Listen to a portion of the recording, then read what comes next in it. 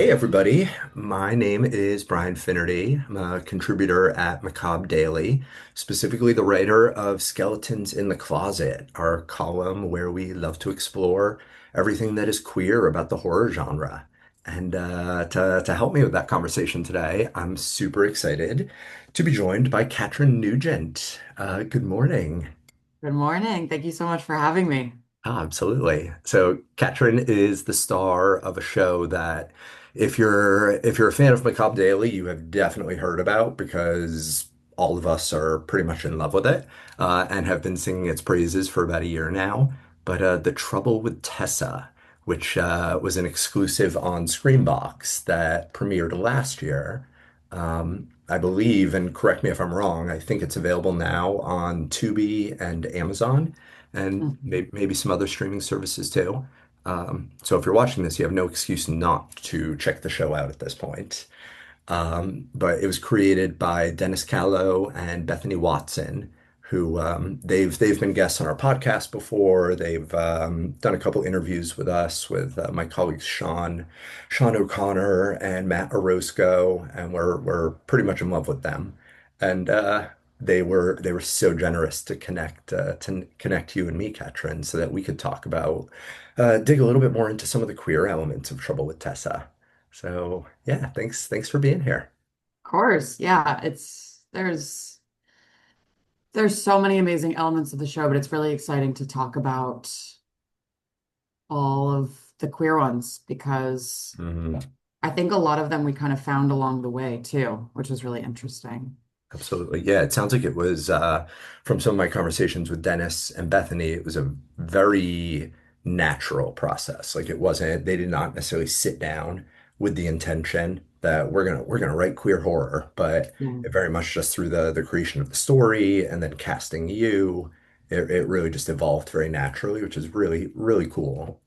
Yeah, and I don't know how much Dennis told you about the origins of everything, but my senior year of college, which was back in 2019, I Don't say it did like that because I I graduated know, college I in know. 2004, so It's I've got you amazing. It's a beat. gift. It's a gift to grow up. Um, I did a short film that Dennis was the DP on, and it Okay. was like a few days shoot. We got along really well. We like followed each other on Instagram, but then we like did not speak again. Hmm. And then summer of 2023, I believe, I received an email from him. Basically, he was like, "Hey, so I don't know if you remember me, but I got the green light to make this TV show, and I wrote you as the main character." Mhm. And I was like, "Oh, I No, mean, obviously so flattered by it. no pressure, No, right? seriously, seriously. I was so flattered by it, but when I was in college, I looked very different. Was using she, her pronouns. I had long hair. I just looked and was very different. And Okay. so I responded and I said, I'm really, really flattered and I'm really, really excited. I do want to let you know I use they, them pronouns and I look like this now. Um, so, if that still works, that's great. But if that like changes something with the story, then I totally understand. Hmm. And he basically responded and he was like, great, that's our main character now. Ah, Um, and so it kind of started from there of we just hadn't spoken in so long. yeah. Um, That's such a and cool response to that. It's like so I'm a therapist. I don't know if I told you that mm, in my day job. And I always joke that it's the most cliche therapy talk. We should crochet it on all our pillows. But two things can be true at the same time, right? mhm. Um, and that's the perfect example of that. Like you ask, does this change anything? And he's like, in some ways, he's like, yes, it changes everything. Yeah, And that's awesome. yeah, Let's go in that direction now. yeah, totally. And it's so cool to see how that ended up playing into all of the themes. And also, I think something that was really exciting about it was it made me think back, and I'm sure there's, tons and tons of examples of this, but the first example that I could really think of sitting and watching a TV show where it was I was watching Fleabag or like some Phoebe Waller-Bridge show Hmm. where she was playing a queer character or there was a queer character and it just was. There Yes. wasn't some like painful coming out scene, there wasn't some kind of bullying, there wasn't some like big exclamation or whatever. It just was a queer character. Yeah. Um and I think that's one of the coolest parts of then when I became Tessa was Hmm. that, like you said, it does change a lot of things. Putting in a gender non-conforming character and a queer character, like it inevitably is going to change the tone of something, Yeah. just because of all the implications. But at the same time, we don't have to then rewrite all the scripts to be like uh over explaining things to the Yeah, audience. absolutely. I mean, I think I'm sure you can relate to this. Like me as a gay man, like there's that tension, right? Where you sometimes get these bullshit people like, well, why does everything have to be gay? Why does everything have to be Hmm. queer? Why do you have to talk Hmm. about it all the time? And it's like, we're not talking about it all the time. We're not pushing anything. It's just our life, right? Yeah. Like just I am just existing and I happen to be this identity. So Yeah. yes, it comes up a lot because I'm just living my life. Yeah. Um, but it's this interesting concept, especially when you're making movies and TV about how explicit do you be, right? And I Yeah. find myself talking more and more these days about subtext versus text. Totally. It used to be that we had to like find ourselves in characters and media, even if it wasn't intentional or even if it was just tiny little hints. Hmm. Um, and sometimes we were just making it up. But I love doing that. Like I love just finding a character and just projecting my experience onto them. And I'm Hmm. sure you probably did that too. Hmm. Um, but then you have characters like Tessa, which I think are going to be so meaningful to people moving forward because you'll have a lot of people watching Trouble with Tessa and they're not even gonna pay attention to any of this stuff. They won't even notice it. But I have to imagine there's going to be some people, like queer people, non-binary people, maybe trans people, who turn it on and they see you on the screen and they're Yeah. just like, oh my God, like that's me, right? They're not Yeah. necessarily talking about it, but that's me. Yeah. That's really cool. Yeah. And also all of the subtext that you Mhm. can like see and feel. This is a person that um had a lot of success in New York City. And living, anywhere you live, as a queer or trans person, like there's fears and thoughts, but New York City is, I believe, a very comfortable place to Yeah. live that normalizes a lot of these things. And the idea of this fall from grace and then having to go to such a small town, Hmm. um, I feel like there's already so much subtext there, Yeah.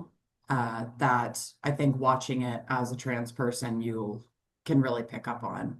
Mhm. Um, and then, of course, how much can I spoil things? You know, I was Um, I was thinking about that as I was preparing today, and I'm like, the show's been I was out about for to a say something because there is year. something that feels so important to gender, but I'm like, well, that is kind of a spoiler. I feel like we can be pretty loose with spoilers. Okay. Maybe we just like play it a little bit coy just in case somebody wants to be surprised. Yes. But yeah, go for it. There's no Um, rules. yes. Well, just in terms of there's this concept, I'll keep it really loose. There's this concept of and theme of like children Hmm. and being a mother and I wrote that in my notes. I have like forced feminization, yeah, women as women's bodies or bodies with uteruses as a tool of reproduction, right? yeah, That comes up a exactly. lot. Which even, obviously is incredibly oppressive even to a cis woman, Hmm. but just how, yeah, it just is so um nasty and I think feels like such a metaphor, especially for what's going on right now for cis women and trans people, of Mhm. just like, okay, I see you this way, and you are going to do this with your body, you Mm. know? Um, Yeah. yeah. Especially like in, and I want to back up for one quick second because I realize I'm so good at my job. We never even explained what the show is, right? So some of these people watching are like, what the heck are they talking about? Totally. We're Um, talking about not explaining things in shows.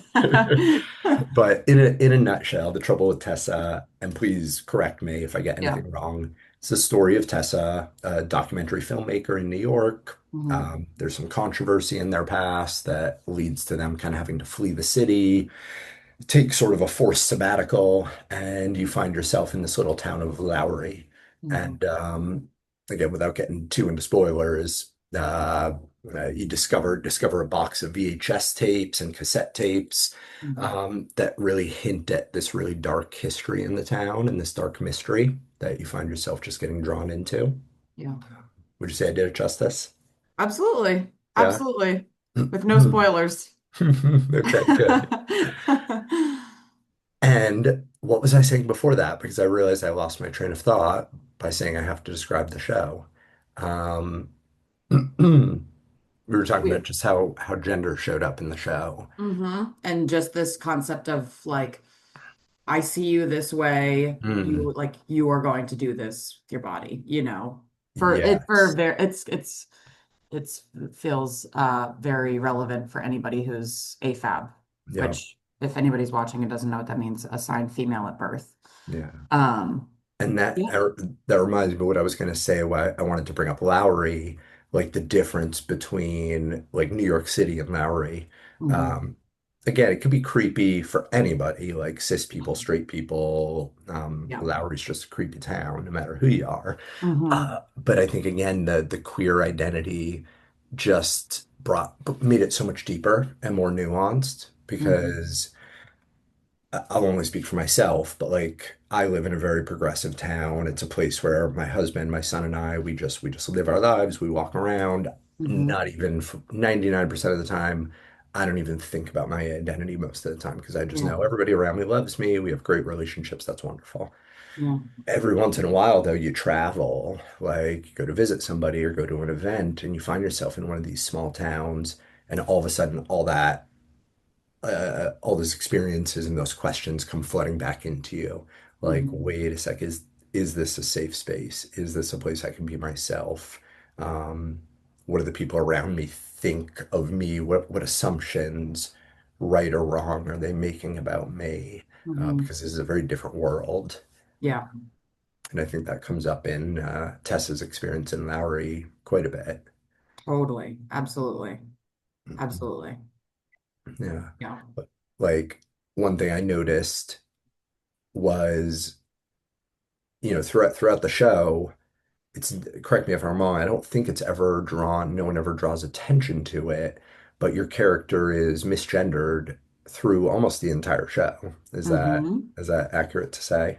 For sure. And I also, it's so interesting Mhm. because, I obviously use they them pronouns and Tessa is played by me and I feel very strongly that Tessa is non-binary, but I also, feel that Tessa also has this energy of like, which I feel like I probably had years ago before I was able to be like, no, this is important. But just like, the pronoun stuff, like, whatever. Like deep Yeah. down, Tessa, like, I think wants this, but then is like, whatever. And also when you go, I mean, I still feel this today. If I go into a small town Mm, and I'm getting misgendered, I'm like, okay, this is just gonna happen? yeah.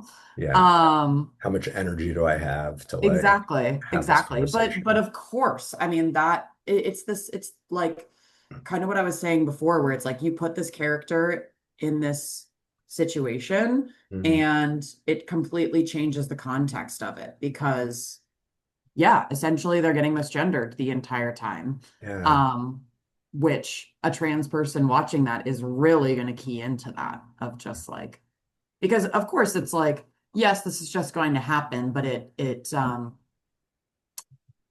further creates this like disassociation with your surroundings, you Hmm. know, which I think is interesting too, because Tessa is just like become so isolated. Yes.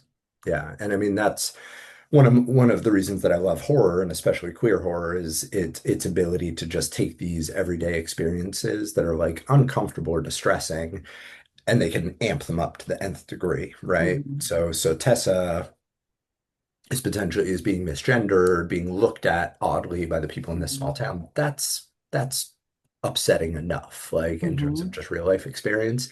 But then, of course, you add the horror element on top of it, and it's like maybe this is much more serious than just getting misgendered. Like, are these people planning to murder Tessa? Are these people Yeah. planning to kidnap Tessa? What other nefarious nefarious motivations are behind these people in this small town? Yes, totally.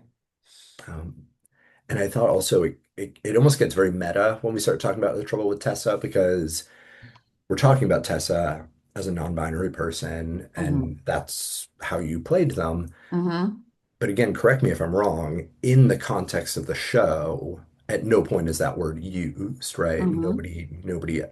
Tessa never says this about themselves. Nobody ever corrects any of these people who are using she, her pronouns. Yeah. What I loved, and I don't know who creates the episode descriptions at Screambox. I have to believe that the creatives had some kind of say in it. Was I remember after two or three episodes, I was pretty confident that Tessa was a queer person, Hmm. but I wasn't like 100% sure. And then I went and read all the episode descriptions, and I was like, they use they them pronouns Hmm. in every Hmm. single episode description. Yeah. Yeah. Um, I don't know if you have any access to like that information or know anything about the behind the scenes stuff, but No, I mean, I would assume that Dennis and Bethany had some say in that, probably, but mm, I don't know. mm. I definitely don't have any say in that. Well, it's either if it But was that's really intentional, it's cool. I really didn't know about cool. that. If it was accidental, it's just an amazing happy accident. Yeah. I don't think it's I definitely don't think it's accidental. Like I think Mm-mm. there is definitely like we're all under the understanding that Tessa is non-binary. Mhm. And that if like Tessa being in this town, it's like, yeah, Tessa's not correcting anybody. You know, Mhm. these are all strangers. And, you know, I know if I was in a town alone, unless I like met another queer person, Mhm. or another trans person, like I I don't think I'd be correcting anybody. You know what I mean? Absolutely. Yeah, and just like again, the meta aspect of it, I found it very empowering as a queer viewer Hmm. because again, sometimes people accuse us of like projecting, seeing things where it isn't there, right? Hmm. Like Hmm. like well, like why are you suggesting that that person's gay or that person's trans? Like that Yeah. the characters didn't say it. It's not part of the plot. Like you're seeing stuff where it isn't there. And then to go and read the episode descriptions and to be like, Yeah. no, I am not making this up. Nobody's gaslighting me. Totally. This is a queer character, and Totally. I will fight anybody who tries to suggest otherwise. Totally. Well, what's so funny about that, and this I get, you know, this might be a really big tangent, but We is love that tangents. totally is that yeah, I mean that thing of like nobody said the character was queer, nobody said the character was trans. It's like, well, they didn't say that they weren't, you Mhm. know? And so why are we under the assumption that they aren't those things? That why do we assume that we have to like name those things Mhm. or you know, it's kind of like we don't owe you like a coming out, you Mhm. know? Um, and that you like heterosexuality and being cisgender like aren't the neutral, Yeah. you know? Um, yeah, yeah. Yeah, I did this I do sketch comedy and I wrote this monologue I did like this one person sketch, and it was about a tour guide at Disney. Okay. And basically, I'm obsessed with Cinderella, and I'm trying to talk about Cinderella, but a little kid in the audience keeps asking about um Anna and Elsa. And so the whole thing is I'm like talking and then I'm like going back to this child. And then at the very end I have this like blow up where I'm like I say something like, okay, fine, I'll talk about them. Like Anna is codependent and Elsa is gay. Moving on. And um it went online and it went viral. And so many of the comments were people being like, Elsa's not gay. Why do Uh, you say Elsa's gay? You know, and it's like, well, first off, that was a joke. Um, and second off, like Secondly, she's nobody fucking ever said gay. she Come wasn't, on. Um, so yeah, it's just, I mean, yeah, it's Yeah. really interesting. And I just there's a dark side to it and it's upsetting and it's distressing, but like when I'm feeling like more anchored and a little bit stronger in my convictions, I almost want to just laugh at that stuff. Like Yeah. it's so precious and ridiculous Oh, absolutely. how protective people are of these characters. It's like, Yes. God forbid you let us have something. Um, Right. It's really giving thou doth protest too much, you mhm. know? Um, so Yes. you have to laugh when it's just like, okay, what if I mean, and so like to bring it back to Tessa, thank God for people like Dennis and Bethany who just seem, my relationship with them is very parasocial at this point. It's all online. I haven't spent time with them, though. Yeah. Fingers crossed I will. Mhm. But they seem like just fantastic, fantastic people and fantastic allies. Yeah. The fact that they just leaned into this so heavily with you. Yeah, they are so incredible. I mean, Yeah. To I be remember clear, if you want to talk shit about them, like we totally. could do that This is too. open. No, I mean, really, like, so I lived with them because we shot in their house. Oh, So I lived okay. with them for a month while we were shooting, and the first 2 weeks it was just the three of us. Hmm. Um, and yeah, I mean, they are so lovely. I mean, talk about protective. Like they are just so um amazing. And I remember we had to go to the post office a lot to be sending, I don't know why we were sending, I don't know. I don't know why we were sending so many things, but we were going to the post office a lot. And they just knew everybody's name in town and everybody Yeah. just really loved them. Like they are just, I don't know, they're really good people. And so, especially in terms of pronouns and things, like they were really, really set on like learning it Hmm. and making sure that people on set were like, doing their best to get it right.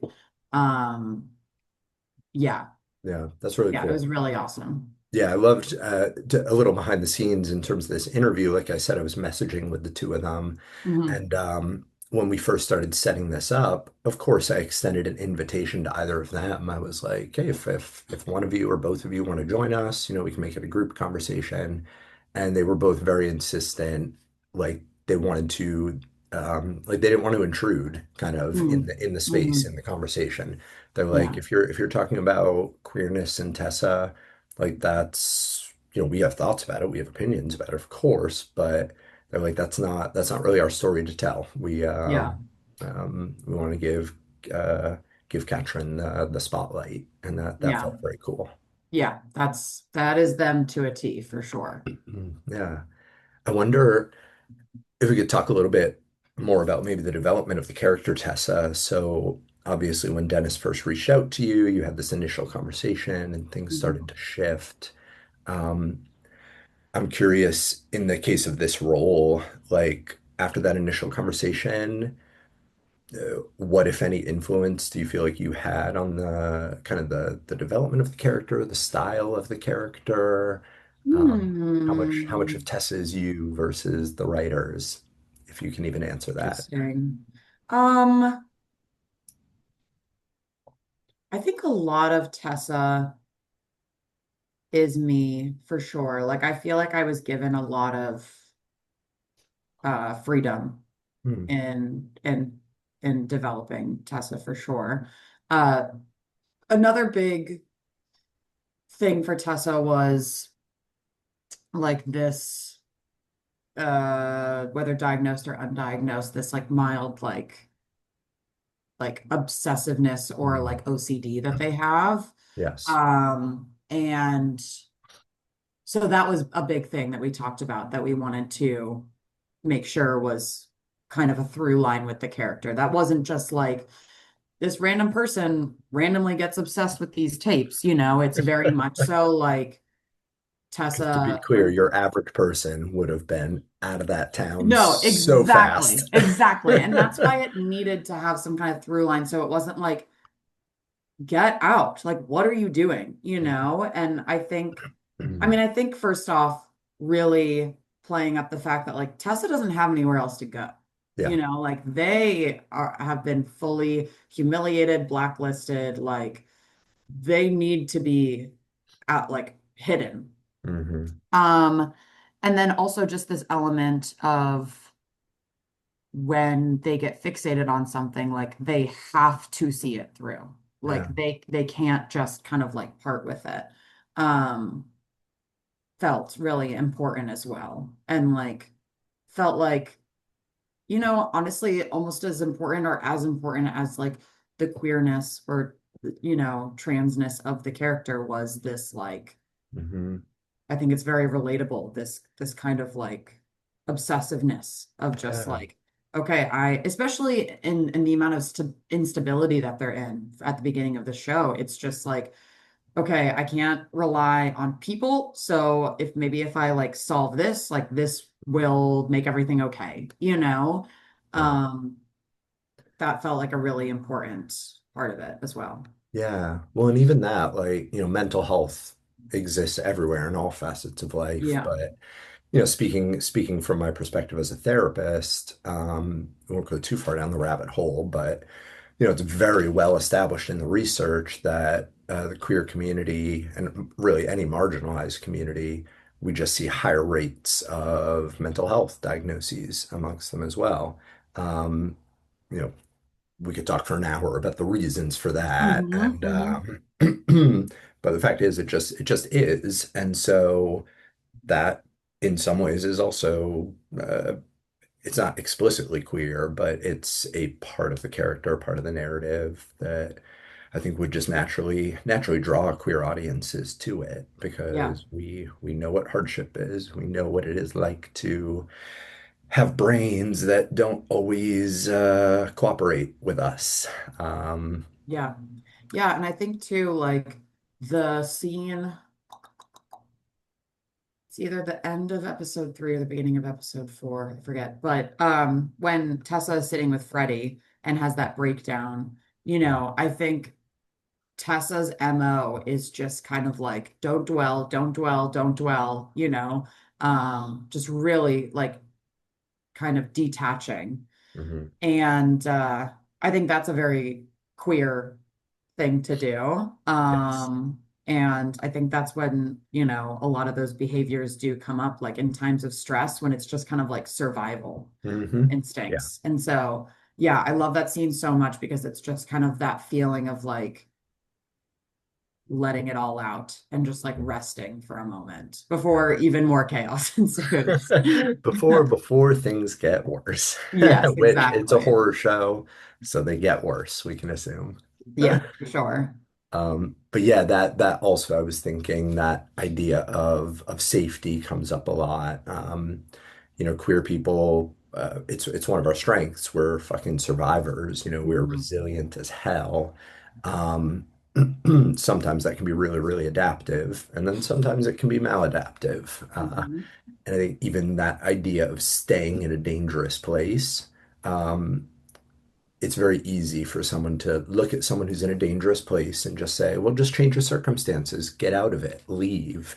Mhm. Um, that really comes from a place of privilege, right? Yeah. Um, I don't think this connection was explicitly made in the show, but it's just what I love about movies and TV. Your mind can make whatever connections they want. I think about queer experiences where so many of us, maybe grew up in households that weren't affirming or supportive, or were perhaps even abusive, or Hmm. we live in towns that that might be dangerous to us. And it's not as simple as just picking up your bags and moving, or picking up your Hmm. bags and leaving. Yeah. Sometimes you have to stay in a really scary situation and just make the best of it, Yeah. or try to understand it, or figure out how to get through it. Totally. Totally. Yeah. Ah, everything about this show is just I know it's really it's so fun to look at it through this lens because there's so much that is, I mean, there's so much that's not said that was definitely intentional. And then, of course, I think with any story, there's just stuff that comes up after, and you're like, oh, what a happy accident, you know? Mm, Or just, I didn't think of how playing it through this lens also reveals this, or like, yeah. I have this experience, you know? Um, yeah, there's just so much there. I know before we started recording, I was mentioning to you that Dennis had shared with me that he believed this was the first role that you've played where you got to on screen explicitly play a non-binary character. Hmm. Um, and I was wondering, whatever you're comfortable sharing, if you might be able to just talk about what that experience was like for you. Yeah, I mean, it was amazing. I think, I can go back as far as uh, a big thing with gender stuff when I started to realize that about myself was, I think this was kind of this was kind of hiding the bigger fear, which was like, I'm going to be rejected. I'm going to lose friends, blah, blah, blah. But I really was so focused on like, I'm not going to be able to act anymore. Like, I'm not going to book jobs. Like, I can't change the way I look. I can't look different from my headshots, you know? Yeah. Um, just like all of these very surface level fears. And like I had said, I forget if we were recording or not, but I did this short film called I Hate Birthdays a few months Mm, before. And at that point was already using they, them pronouns. And, um, but the character was not, uh, non-binary or trans. mm, She was definitely queer though. Um, but this was the first role that was like, this is a non-binary character. I am showing up looking exactly how I look. Uh, and not only is that accepted, it is mm. like in certain ways like elevating the story, which was really Yeah. exciting. And I vividly remember, I think we were all done shooting or we had like one day left, and I was sitting out, Dennis and Bethany have like a back porch, and we were sitting out there, and I just was like, this production really proved to me that A, I can act looking like this and there's room for these stories. But And to be also clear, you can B, act very, very well because you, thank if you. I didn't say it, but you did amazingly in the show. Thank you so much. Hmm. Um, and B, I like it's so wild. The more and more I lean into transness and what feels right for me, the Hmm. more I'm attracting around me. So it's like I did Yeah. that show, and then um is today? Oh my God, today's the 23rd. Yeah. Exactly a year ago, I got top surgery. Oh. And even leading up to that, I was like, I can't top surgery. Like that's going to cut out so many roles. Like what Uh, if I have to be topless and, and like just really prioritizing life, I yeah. think has let everything else fall into place. Which has been so, so beautiful. And I truly like I really believe that doing the Trouble with Tessa gave me so much confidence with that for sure. That's Um, amazing. so yeah, I don't know. And there's like I think also it's probably redirected my focus, and now I'm seeing all these trans non-binary actors and trans non-binary filmmakers, and there's such like an amazing niche for it. Hmm. Um, and so it just, yeah, it feels really, really exciting now. Oh, that's super beautiful. Thank you for Yeah, sharing that. of Really course. genuinely appreciate it. Of course. Of course. And it's, yeah, I mean, for me, it's, I just hope somebody can hear that and be like, Mm. okay, like I can, for me, it's really, I always put all the other things first. And I was like, all that other stuff, like, I can't do that right now. And Yeah. reframing, like, no, this life has to come first. And then Mhm. it allows everything else to really fall into place in a way that feels really authentic. Yeah. I would imagine like I have no acting ability or history at all, except for uh, like fourth grade drama class back in elementary Totally. school. I remember pretending to be a tree a couple times, but I imagine there's just interesting tension in acting because like on the one hand, your job is quite literally to pretend to be other people. Yeah. But I have to, like, correct me if I'm wrong. I have to imagine there's still an element of you still at your core have to be authentically yourself in Yeah. terms of just like the types of roles that you take and like that just that core part of your being that you bring in to Yeah. whatever role that you must play. Of course. And also there's the like, if I'm not, at this point, if somebody cast me in a role where I was playing like a cisgender masked lesbian, I'd be like, totally, I can do that. That's, it's not necessarily a thing of like, I have to play non-binary characters forever. Hmm. But for me, it was more so I have to be like centering what feels good, first Yeah. off, in order to feel the ability to A, want to go act, Hmm. and to feel confident enough to go chase things and audition for things. And, because I think for so long before I let myself do any of that, there was this, the dysmorphia and the anxiety and all of those things. I think it was less so like, I mean, it was partially the roles I was taking, but a lot of times I wasn't even getting roles because I wasn't even in a place to be putting myself out there, you Yeah. know? Um, and for me, I think creativity has to come from a place of like truth and love. Hmm. And so I have to be centering that in Yeah. my life, I think, in order to feel willing to really like do my best work. Absolutely.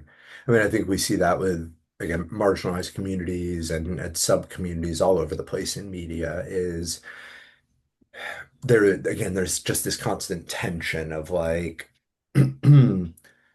it's fair to say, like, we should be willing and able to play all sorts of different roles and Mhm. experiment and this and that, but we have to take the cultural context into account. And it's like, yes, we might be able to branch out and play different types of roles, but we have to make sure that first society is in a place where it's almost just a non-issue.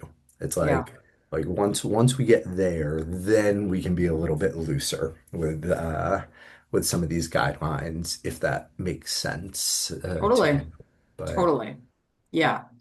Yeah. So I don't know. I don't know who will be listening to this right now, but if you are an actor, yeah, my biggest stress is just like focusing on you and the mm, life stuff for sure.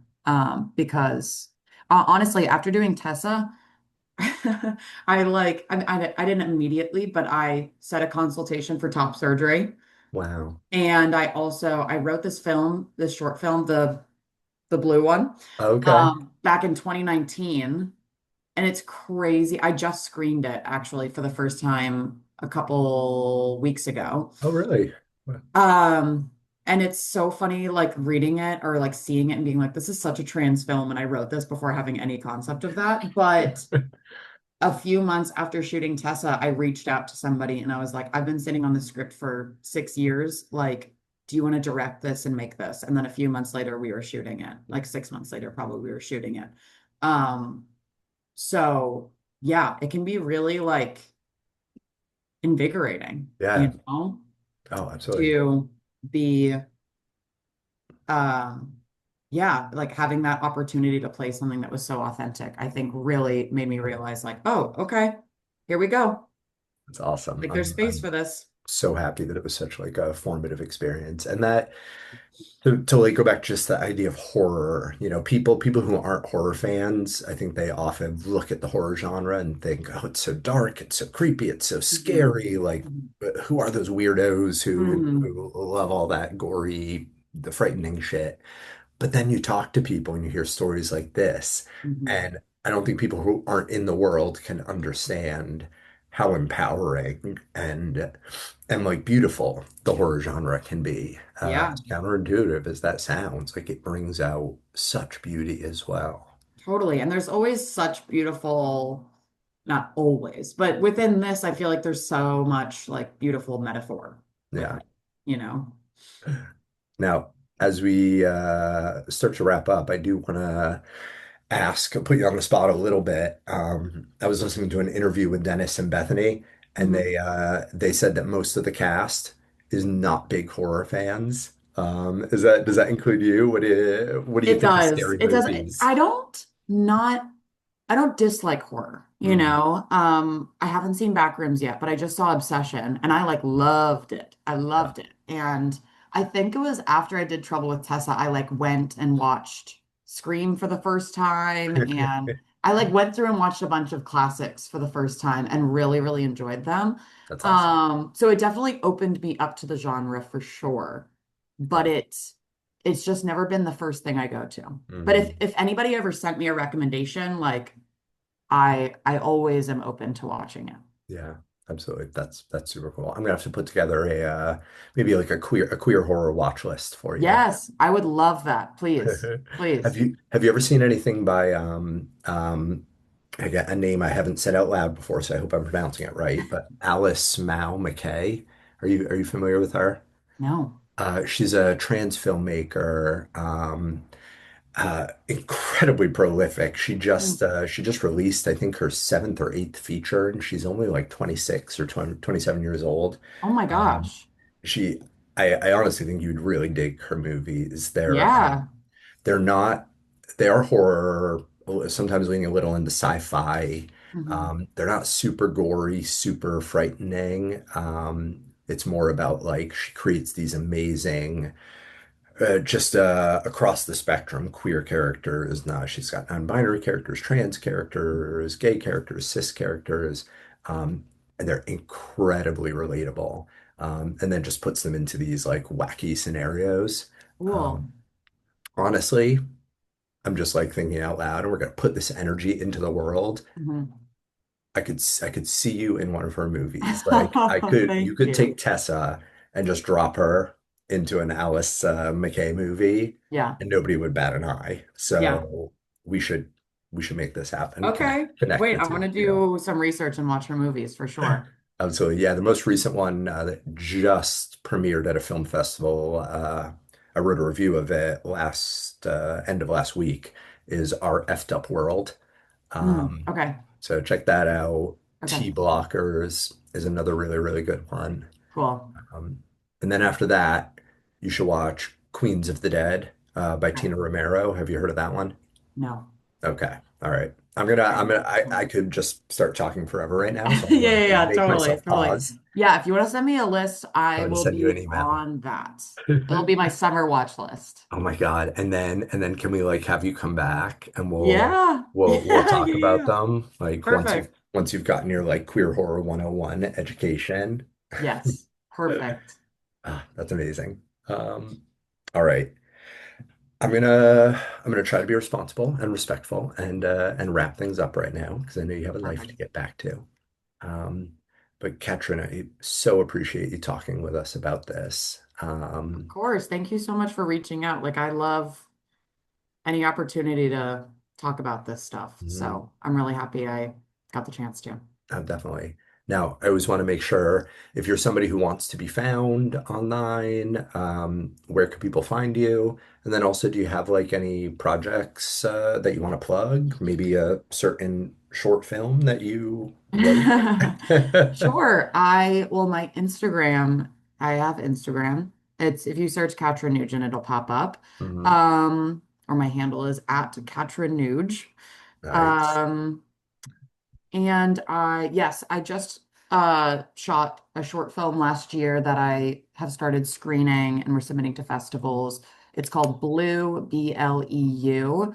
And the log line essentially is um this person gets rejected from like another universe's Blue Man group and they can't get themselves to take the makeup off.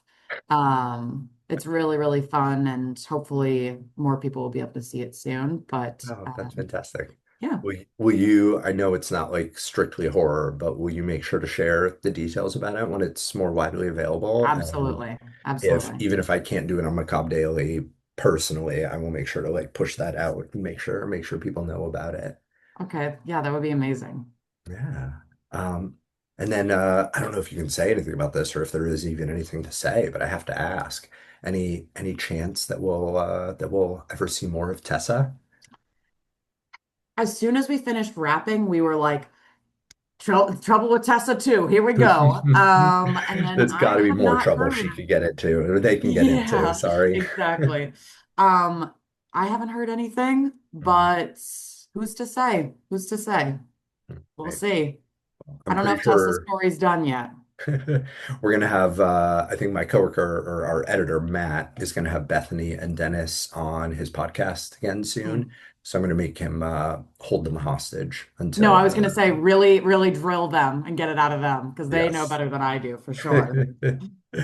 All right. Well, hey, Katrin, thank you so much. To anybody watching, again, Katrin is the star of The Trouble with Tessa, which Screambox exclusive. It's available now. You can find it there, as well as streaming on a bunch of other services. And everybody, if you have not seen it, you should go and check it out.